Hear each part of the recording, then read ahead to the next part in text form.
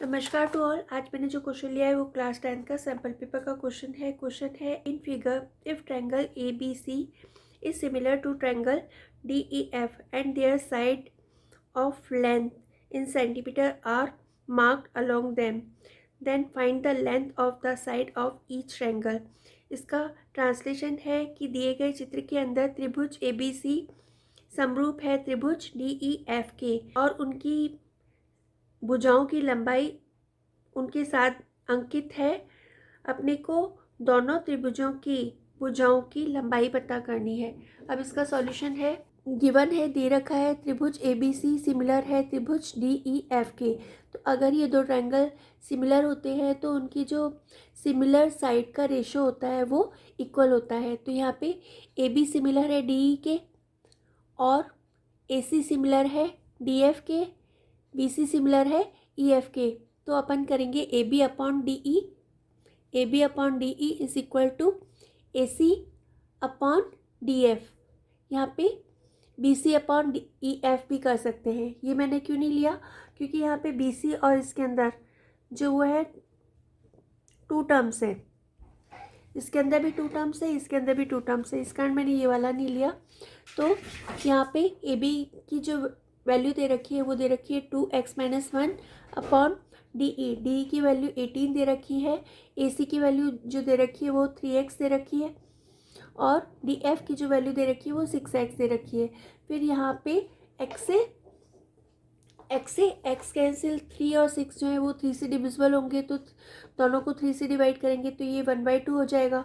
फिर यहाँ पे 18 इधर डिवीज़न में इधर आकर के मल्टीप्लाई होगा तो ये हो जाएगा, यहाँ पे हो जाएगा 2x-1 is equal to 18 is divided by 2। फिर 18 को अपन 2 से डिवाइड करेंगे तो 18 को 2 से डिवाइड करने पर यहाँ पर 9 आ जाएगा। फिर 1 इधर माइनस में इधर आकर के प्लस में हो जाएगा तो 2x इज इक्वल टू 9 + 1 हो जाएगा। ठीक है, फिर उसके बाद 2x इज इक्वल टू 10 हो गया।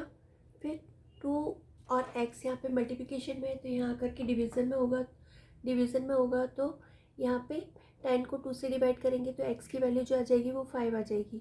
फिर अब ट्रायंगल ए बी सी के अंदर यहाँ पे ए बी जो दे रखा है वो 2x-1 दे रखा है तो x की जगह अपन 5 रखेंगे तो ये 2 × 5 - 1, 2 5 10 - 1 इज इक्वल टू 9 सेंटीमीटर। तो ए बी की जो लेंथ आ गई, लंबाई आ गई वो 9 सेंटीमीटर आ गई। फिर बी सी की जो दे रखा है लेंथ दे रखी है वो दे रखी है 2x + 2। तो यहाँ पे 2x के इन दोनों के बीच में कोई साइन नहीं है तो मल्टीप्लाई का साइन मानेंगे। 2 × 5, x की जगह 5 रखेंगे, +2 इज इक्वल टू 2 5 10 + 2, 10 + 2 12 सेंटीमीटर। तो बी सी जो आ जाएगी वो 12 सेंटीमीटर की आ जाएगी। फिर ए सी अपने को ये दे रखा है 3x का, तो 3x की वैल्यू 5 है, इन दोनों के बीच में कोई साइन नहीं है तो मल्टीप्लाई मानेंगे। तो 3 × 5, 3 5 15 सेंटीमीटर। तो ए सी की वैल्यू जो आ जाएगी वो 15 सेंटीमीटर आ जाएगी। उसके बाद in triangle D E F के अंदर ये डी ई जो दे रखा है वो 18 सेंटीमीटर का दे रखा है। फिर डी ई के बाद E F is equal to दे रखा है अपने को 3x + 9। तो यहाँ पे 3x + 9 हो जाएगा 3, इन दोनों के बीच में कोई साइन नहीं है तो मल्टीप्लाई का साइन मानेंगे। x की value 5 + 9, 3 5 15 + 9 is equal to 24 centimetre. तो ई एफ की जो वैल्यू आ गई वो 24 सेंटीमीटर आ गई।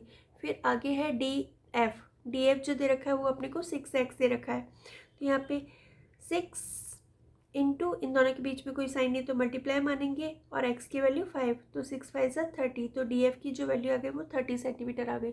I think you all have understood.